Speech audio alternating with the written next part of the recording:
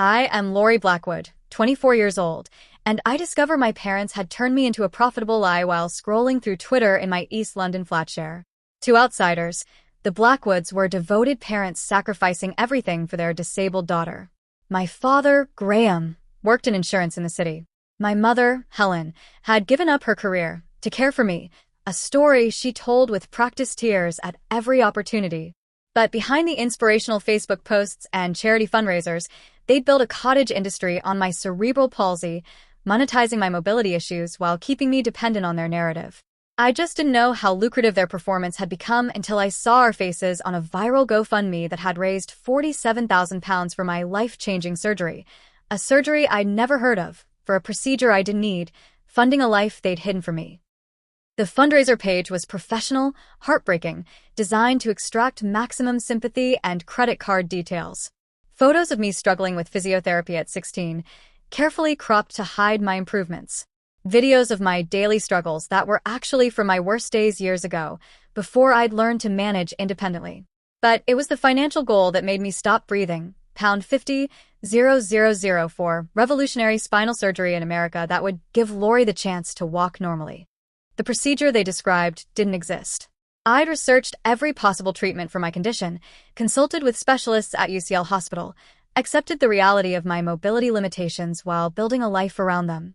There was no miracle surgery. There was only the miracle of crowdfunding and parents who'd learned to perform grief. My hands trembled as I scrolled through the donation comments. Former teachers, distant relatives, strangers moved by the story of devoted parents fighting for their daughter's future. Updates from my mother thanking supporters, promising to document the journey, sharing staged photos of family meetings with fictional medical consultants. The most recent update, posted while I was at my part-time job at a design agency, claimed they were finalizing treatment plans with the American team.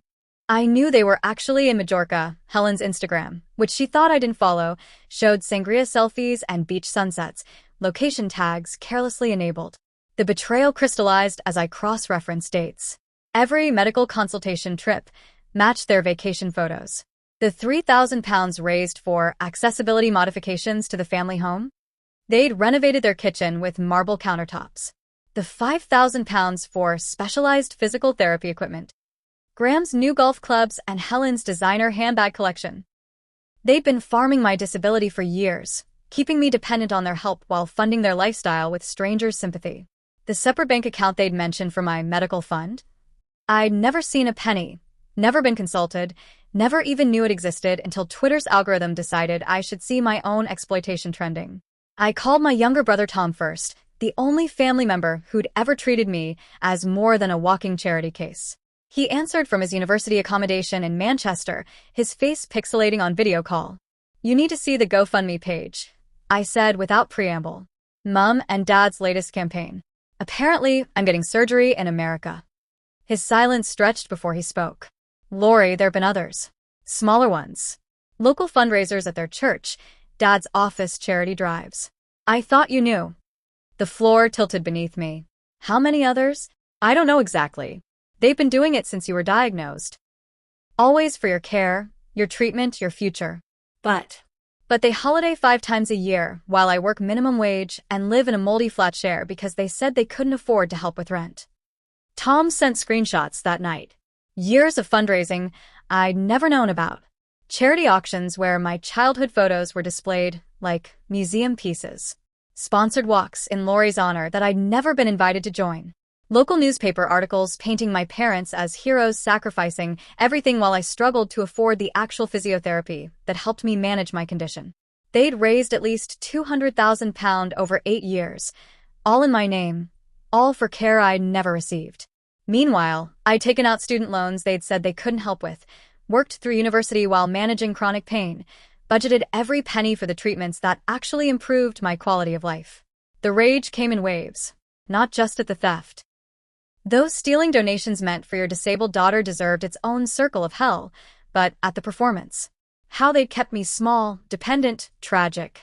Discouraged my independence because it threatened their narrative. Convinced me I was a burden while literally profiting from my existence. Every "we do so much for you" guilt trip had been projection.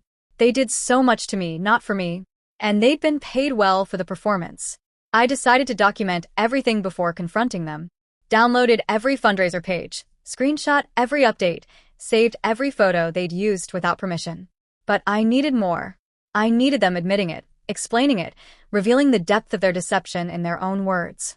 The opportunity came that weekend. They invited me for Sunday lunch, probably to maintain appearances for whatever fundraising update they were planning. I arrived with my phone recording in my pocket, voice memo app silently capturing everything. The house looked different when you knew it was renovated with money meant for your medical care. The new car in the drive, the expensive art on the walls, the kitchen that belonged in a cooking show, all of it funded by my faulty nervous system and their ability to monetize it. "How's the flat?" Mom asked, serving roast beef they could afford because strangers thought they were paying for my surgery. "Cold. Damp. The usual." "Well, if you'd stayed home longer," Dad started. "You mean if I'd stayed dependent longer? Easier to fundraise for the poor disabled girl living with her devoted parents than the independent woman managing her own life." They exchanged glances, the practiced communication of co-conspirators. "Don't be dramatic, Lori," Mom said. "We've only ever wanted what's best for you." "Like the American surgery? The one you're raising 50 grand for? Tell me about that revolutionary procedure." The silence stretched until Dad cleared his throat. "Medical situations are complex. Not everything works out as hoped. Hard to work out when it doesn't exist. Harder still when you're posting beach photos from Majorca while claiming to meet with specialists." Mom's face flushed. "How dare you spy on us after everything we've done?" "Everything you've done? You mean profiting off my disability? Using my medical records for sympathy donations? Keeping me poor while you renovate with money raised in my name?" The explosion was immediate. Dad slammed his hand on the table. Mom started crying, real tears this time, but for herself. They talked over each other, justifying, deflecting, accusing me of ingratitude. The recording captured it all. "That money was for your care," Dad shouted, "which included maintaining a suitable home environment, managing the stress of your condition. My condition isn't stressful for you. It's profitable. We've sacrificed everything." Mom wailed. "My career, our social lives." "You retired early on donation money. Your social life is charity galas where you perform parental devotion for checks." The mask slipped completely then. "You think it's easy having a disabled child?" Dad snarled. "The constant worry, the expenses, the limitations? We deserved something for ourselves." There it was. The truth beneath the inspiration porn posts and prayer requests. I wasn't their daughter. I was their burden, and they'd found a way to make that burden pay.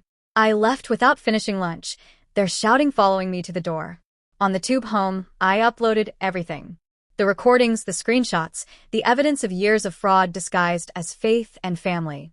Created a Twitter thread that laid out the timeline, the money raised versus the money spent, the lies told to generous strangers who'd wanted to help a disabled girl achieve her dreams. Tagged the GoFundMe page, the local newspapers who'd covered their campaigns, the disability rights activists who'd understand the violation. Added my own statement. My parents raised over £200,000 for my care over 8 years. I've seen none of it.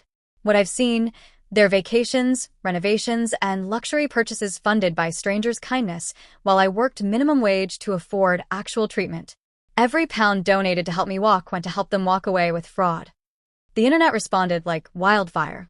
The thread went viral within hours, shared by disability advocates, retweeted by journalists, screen recorded before my parents could delete evidence. The GoFundMe page was flooded with demands for refunds. Local news picked it up by evening.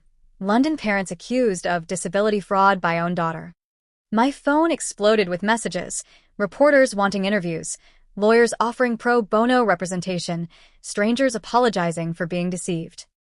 But the most satisfying notification was from GoFundMe. The fundraiser, Help Lori Walk Again, has been suspended pending investigation. My parents tried damage control. Helen posted a tearful video claiming I was confused and manipulated by online influences. Graham threatened legal action for defamation. But the internet had receipts, and I had recordings. Their own words, their own admissions, their own confession that they deserve something for having a disabled daughter. The disability community rallied with brutal efficiency, documenting every similar case, sharing resources for fraud reporting, ensuring no platform would host their performances again. Within 48 hours, they were radioactive. Graham's employer launched an investigation into his involvement. Helen's charity positions evaporated overnight. The criminal investigation began within a week. Fraud involving charitable donations, especially those exploiting disability, carried serious consequences. The evidence was overwhelming: false fundraising claims, misuse of donated funds, exploitation of a vulnerable person's image and medical information.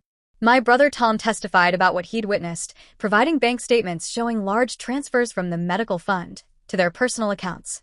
Former donors came forward with stories of how they'd been manipulated, shown falsified medical documents, promised updates on treatments that never existed. The court case was swift. My parents pleaded guilty to fraud charges to avoid a jury trial that would have been devastating. The judge, herself a mother of a disabled child, showed no mercy in sentencing. "You didn't just steal money," she said. "You stole trust, compassion, and the dignity of your own daughter. You turned her disability into a commodity and her life into a lie." 2 years in prison each, suspended sentences contingent on full restitution to donors, and 300 hours of community service with legitimate disability charities. They were also banned from any fundraising activities and required to publicly apologize, not to me, but to every person they deceived. The restitution process revealed the full scope. £247,000 raised over 8 years through various campaigns, all supposedly for my care. Holidays in Spain, Greece, Thailand. A timeshare in Portugal. Jewelry, electronics, home improvements. They'd lived well on the story of their sacrifice, while I'd rationed painkillers because I couldn't afford proper medication. The court ordered the family home sold to repay donors, their retirement savings liquidated, their luxury purchases auctioned. They ended up in a council flat smaller than my moldy share, their golden years tarnished by their own greed. But the money wasn't what mattered. What mattered was the message. The disability community used my case to push for stricter oversight of medical fundraising, verification requirements for claimed treatments, and penalties for exploiting disabled family members. The Lori's Law campaign gained momentum, demanding platforms verify medical claims before allowing fundraisers. My story became a cautionary tale taught in ethics classes, discussed in disability rights forums, shared whenever someone tried to monetize their proximity to disability without consent or benefit to the disabled person. I never got the £247,000 they stole in my name. Most went back to donors, the rest to legal fees and restitution. But I got something more valuable: my story back. My narrative reclaimed from their performances. My disability reframed, not as tragedy to be monetized, but as part of my identity that coexisted with my career, relationships, ambitions. The design agency promoted me, impressed by my portfolio rather than pitying my condition. I moved to a better flat, one actually adapted for my mobility needs. Started dating someone who saw me as complete rather than broken. Built the independent life they'd tried to prevent because it threatened their income stream. My parents and I don't speak. They send letters sometimes, not apologies but justifications dressed as explanations. How hard it was, how expensive I was, how they'd meant to save the money for my future but life got in the way. I don't respond. You can't rebuild trust that was never there, can't repair a relationship that was always transactional. They were never parents in any way that mattered. They were managers, agents, producers of a tragedy that paid better than truth. They used my disability for donations, so I donated their lies to the internet.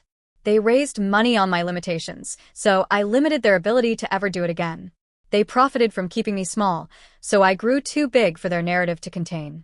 I am Lori Blackwood. My cerebral palsy is part of me, but doesn't define me. What defines me is surviving not just disability but those who saw it as opportunity. What defines me is choosing truth over the comfortable lie of family loyalty. What defines me is knowing that sometimes the greatest disability isn't physical, it's being born to people who see you as a resource rather than a person.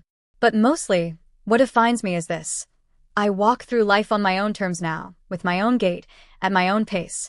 And every step, however unsteady, is more honest than the marathon of lies my parents ran in my name. They wanted to help me walk. They should have started by not standing on my shoulders to reach into strangers' pockets. But then again, teaching your disabled daughter to stand on her own doesn't pay for holidays in Majorca.